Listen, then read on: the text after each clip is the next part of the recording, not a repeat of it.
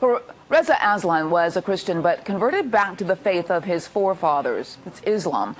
He has now written a book about Jesus. The book has become controversial as it calls into question some of the core tenets of Christianity.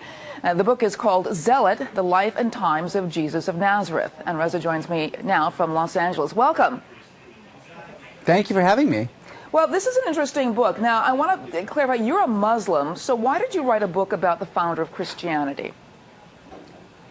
Well, to be clear, I am a scholar of religions with 4 degrees, including one in the New Testament and fluency in Biblical Greek, who has been studying the origins of Christianity for 2 decades, who also just happens to be a Muslim. So it's not that I'm just some Muslim writing about Jesus. I am an expert with a PhD in the history of religions.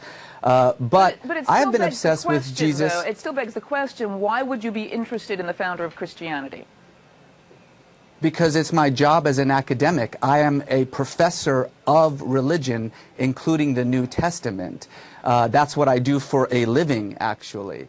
So, I mean, it would be like asking a Christian why they would write a book about, Islam. I'm not sure about that. But honestly, I've been obsessed with Jesus for really 20 years. I've been studying his life and his work and the origins of Christianity both in an academic environment and at a personal level for about 2 decades. And just to be clear, this is not some attack on Christianity. My mother is a Christian. My wife is a Christian. My brother-in-law is an evangelical pastor.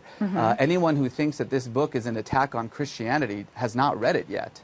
But I want to read you some quotes from some people who are criticizing you. One from John Dickerson, who has written an op-ed piece on FoxNews.com, and he says, it's not a historian's report on Jesus. Is it an educated Muslim's opinion about Jesus? He says its conclusions are long-held Islamic claims, namely that Jesus was a zealous prophet type who didn't claim to be God. Well, that's actually not what Islam claims about Jesus. My book about Jesus overturns pretty much everything that Islam also thinks about Jesus as well. And to be clear, I just want to emphasize this one more time. I am a historian. I am a PhD in the history of religions. This isn't a Muslim opinion.